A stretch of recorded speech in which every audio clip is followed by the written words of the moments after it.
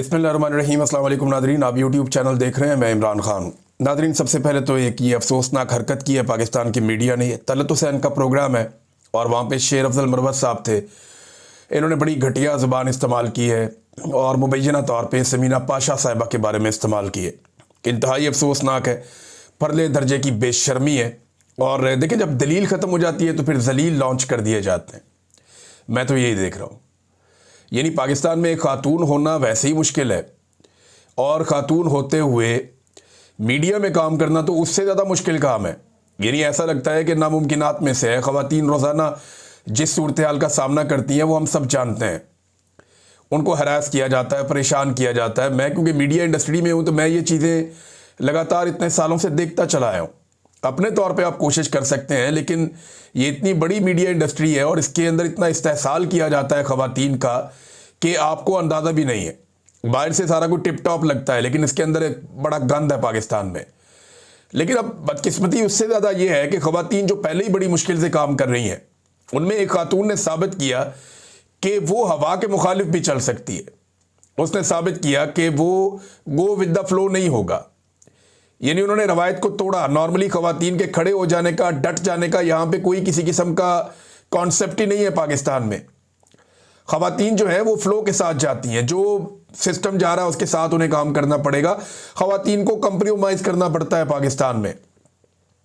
समीना पाशा ने कंप्रोमाइज़ करने से इनकार किया, नौकरी चली गई, अकाउंट्स बंद हो गए, हर किस्म की परेशानी उनके सामने आई और अब इस किस्म के टाउट्स लॉन्च कर दिए गए हैं जो उठते हैं और उठकर जुमले कसते हैं। और वो तलत हुसैन इतनी लंबी सहाफ़त है भाई आपकी, आप बैठ के मज़े ले रहे हैं, आप इंजॉय कर रहे हैं उसको।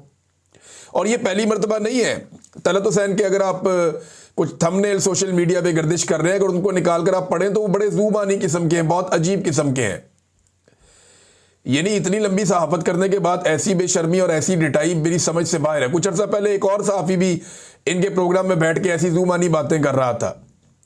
निजी जिंदगियों पर हमले करना बहुत नामुनासिब है और ये घटिया हरकतें बंद होनी चाहिए। इसकी जितनी मजम्मत की जाए उतनी कम है। पार्टियां बदलने वाली एक खातून है, वो जनाब अब उठ के उसने भी समीना पाशा साहिबा पे हमला कर दिया। तो एक्चुअली समीना पाशा साहिबा से प्रॉब्लम क्या है? और प्रॉब्लम यह है कि उन्होंने बाकी तमाम खवातीन की तरह सरेंडर करने से इनकार कर दिया। अब उनके बाद दूसरी खवातीन को भी हौसला मिलेगा कि नहीं, हम निज़ाम की मर्जी के खिलाफ चल सकते हैं, हम वो कह सकते हैं जो हम कहना चाहें, हम इख्तिलाफ राय की जुर्रत कर सकते हैं। अब बाकी खवातीन को मौका मिले, इससे पहले इनको दबा लो। तो एस्टेब्लिशमेंट के टाउट सारे इकट्ठे होकर पड़ गए और वैसे भी जूते पॉलिश कर करके इनके मुंह के जायके इतने ख़राब हो गए, अब ये किसी के ऊपर भी अटैक कर देते हैं अचानक से। ये इनके दिमागों पे असर हो गया है जूतों की पॉलिश की खुशबू से। इतनी इनके दिमाग के अंदर ये पॉलिश की बू चली गई है कि इन्हें अब समझ ही नहीं आ रही। इनका दिमाग काम करना बंद हो गया और माशरती जो इकदार हैं हमारी, उनको भी ये लोग भूल चुके हैं। ये पंजाब हुकूमत के तो पोल सही जो है वो खोलती हैं समीना पाशा साहिबा। सिद्दीक जान साहब ने भी बड़ी तबाही फेरी है। ये एक ट्वीट के अंदर उन्होंने पूरी पंजाब हुकूमत का पोस्टमार्टम कर दिया, एक ट्वीट के अंदर। गौर कीजिए, यहाँ पे एक चीज़ भी गलत साबित नहीं होगी। गौर कीजिएगा, पंजाब में किसान तबाह तो मुकम्मल तौर पर तबाह है। इन्होंने हर फसल में किसान को तबाह किया, हर जगह पे किसान को टीका लगाया, बर्बाद कर दिया। और रही सही कसर जो है वो सैलाब में पूरी हो गई। आज किसान के पास गंदम उगाने के लिए बीज तक अवेलेबल नहीं था। पता नहीं कैसे कैसे क्या क्या फरोख्त करके, किस तरह पैसे इकट्ठे करके हमने जब ये छोटा सा एक प्रोजेक्ट किया किसानों को बीज देने वाला, तो हमें आइडिया हुआ कि इतनी ज़्यादा एप्लीकेशन आ गई कि हम परेशान हो गए थे। किसान के पास बीज लगाने के लिए मौजूद नहीं है थोड़े से पैसे अपनी फसल में, अपने खेत में। ये इन्होंने पंजाब के साथ, किसान के साथ कर दिया। टेक्सटाइल तबाह कर दी इन्होंने पाकिस्तान में, ख़ास तौर पे पंजाब में। ताजिर तबाह कर दिए, कारोबार तबाह कर दिए, सरकारी मुलाजमीन बेरोज़गार कर दिए, गरीब खुवार करके रख दिया, अदालतें ख़त्म हो गई हैं, बेरोज़गारी अरूज पर है, गुर्बत तारीख की बुलंद तरीन सतह के ऊपर पहुँच गई है और ये पंजाब में हो रहा है। चादर और चार दीवारी का तकद्दुस पंजाब में लगातार पामाल किया जा रहा है और ये एक मामूल बन चुका है। सियासी वर्कर्स का जीना महाल हो गया है, मजहबी अफराद के लिए अलग मुश्किलात हैं, करप्शन हर तरफ पंजाब के अंदर फैली हुई है। स्कूल, अस्पताल, इन्हें प्राइवेटाइज किया जा रहा है। यानी ये करते ये हैं कि स्कूलों को और अस्पतालों को प्राइवेटाइज करते हैं, वो जो लोग आते हैं वो उनको सजाते हैं, यानी जिन लोगों से पैसा वैसा लेके ये काम कर रहे हैं सारा, उनसे सजावट करवा लेते हैं और उसके बाद एक आधे स्कूल की वीडियो लगा के या तस्वीरें लगा के ये रोला डाल देते हैं कि जनाब हमने बड़ा काम कर दिया। ये प्राइवेटाइजेशन का सिलसिला जारी है। हेल्थ कार्ड जो है बंद कर दिया गया है। इनके ड्रामे और टिकटॉक भरपूर चल रहे हैं। अरबों रुपए के सरकारी इश्तेहारात ये देते जा रहे हैं और अब बड़ी स्पीड पकड़ ली है इन्होंने इश्तेहारात देने में। पहले जरा रफ्तार में जो कमी थी अभी एकदम तेज हो गई है, क्योंकि नवंबर का महीना है, इसमें इन्होंने मीडिया को बहुत खुश रखना है। सैलाबज़दा इलाकों में इन्होंने गलत सर्वे करवाए हैं। और एक और खबर, सीटीडी ने मावराए अदालत कत्लों का अंबार लगा दिया पंजाब में। शहबाज शरीफ ने अपने पूरे करियर में कुछ 700 बंदा मारा था, जाली पुलिस मुकाबलों में मरवाया था। 6 महीने में ये जो टिकटॉक हुकूमत है, इसने एक सीनियर सहाफ़ी हैं अहमद फराज साहब जो हैं वो लाहौर में जर्नलिज्म करते हैं, क्राइम रिपोर्टर हैं, जंग ग्रुप से इनका ताल्लुक है। वो ये बताते हैं कि 6 महीनों में ये 500 से ज़्यादा पुलिस मुकाबले हुए हैं, जिनमें 1000 से ऊपर बंदा मार दिया इन्होंने मावराए अदालत। 1000 से ऊपर बंदा मार दिया सीसीडी ने। ये मरियम नवाज साहिबा का कारनामा है। और अदालत में बंदों को पेश नहीं किया जा रहा।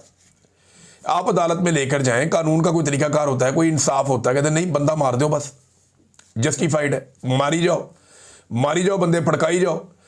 अभी ये जो कत्ल है इनमें से बहुत सारे, नहीं मैं ये नहीं कह रहा कि ये बेगुनाह लोग हैं, मैं ये कह रहा हूं कि अगर ये गुनाहगार लोग हैं इनको अदालतों के अंदर पेश करें ना।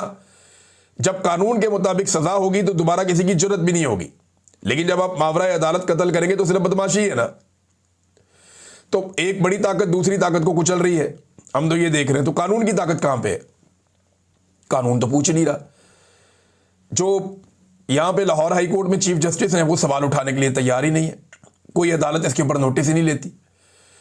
तो आलिया नीलम साहिबा को इस पे सवाल उठा देना चाहिए था। वो लॉयर रही हैं, अब वो चीफ जस्टिस बनाई गई हैं लाहौर हाई कोर्ट की। उन्हें पूछना चाहिए था कि ये मावराए अदालत क्यों कत्लेआम हो रहा है पंजाब में। पूछना चाहिए था ना, इन कत्लों के रिकॉर्ड निकालें। ये दौरे हुकूमत खत्म हो जाएगा और ये सारे कत्ल मरियम नवाज के, और जो सीटीडी वाले लोग हैं ना, ये याद रख ले मेरी बात, ये इनके गले पड़ने वाले हैं। इनमें बहुत सारे ऐसे बंदे भी कत्ल कर दिए गए हैं जिनकी दुश्मनदारियां थी और वो दुश्मनियां नबेड़ते नबेड़ते यहां तक पहुंचे थे। अब उनकी फैमिलियां पीछे बाकी हैं, वो इंतजार करेंगे। जैसे ही इनके इक़्तिदार का सूरज गरूब होगा तो जवाब देने के लिए सीटीडी को भी मैदान में आना पड़ेगा और मरियम नवाज को भी मैदान में आना पड़ेगा जवाब देने के लिए। तो इस वक्त ये सूरत हाल है जनाब के कत्लों का एक अंबार लगा हुआ। और ये अफसरान अब कत्ल करते करते इतने दीदा दिलेर हो गए कि इन्होंने भत्ते और तावान वसूल करना भी शुरू कर दिए हैं। इस हवाले से भी खबरें आ रही हैं। जब आप किसी को बहुत ताकत दे देते हैं ना, एब्सोल्यूट पावर, फिर उसके नतीजे निकलते हैं। नाज़रीन, आज पंजाब बार के इलेक्शन भी चल रहे हैं। अभी जब मैं वीडियो रिकॉर्ड कर रहा हूं तो हतमी मराइल जारी है। कुछ देर में गिनती शुरू हो जाएगी और जब ये गिनती मुकम्मल होगी तो फिर हम आपको बताएंगे कि पंजाब बार के इलेक्शन में इमरान खान जीता या इमरान खान के मुखालिफिन जीते। क्योंकि 2 ही फोर्सेज रह गई हैं पाकिस्तान में, या इमरान खान है या इमरान खान के मुखालिफिन है। अब ये जो इलेक्शन है ना पंजाब बार का, इसमें कुछ जगह से कुछ इतलात आई हैं कि 2 नंबरी की गई, लेकिन हतमी चीज़ें हमें पता चलेंगी जब गिनती होगी और मुकम्मल रिपोर्टें आएंगी और तस्वीर और वीडियोस हमारे साथ शेयर होंगी तो हमें पता चलेगा कि इलेक्शन कैसे हुआ, इसका नतीजा क्या निकला।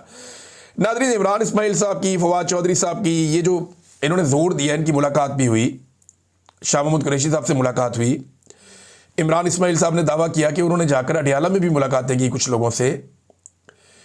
ये लोग कहते हैं कि टेम्परेचर को नीचे लाना चाहिए, एस्टेब्लिशमेंट के साथ और हुकूमत के साथ बातचीत करना ज़रूरी है। फवाद चौधरी कहते हैं उनकी वफाकी वज़रा से भी बातचीत हुई है, पॉलिटिकल पार्टियों से बातचीत करनी चाहिए और वो भी चाहते हैं कि बातचीत हो। तो 2-3 चीज़ें हमें ज़हन में रखनी पड़ेंगी कि इनके पास इख्तियार कितना है। इमरान खान साहब ने बार बार इनके साथ मुज़ाकरात किए। जब फवाद चौधरी साहब ये मुज़ाकराती टीम का हिस्सा थे 2022 में, तो मेरी फवाद चौधरी साहब से बात हुई थी।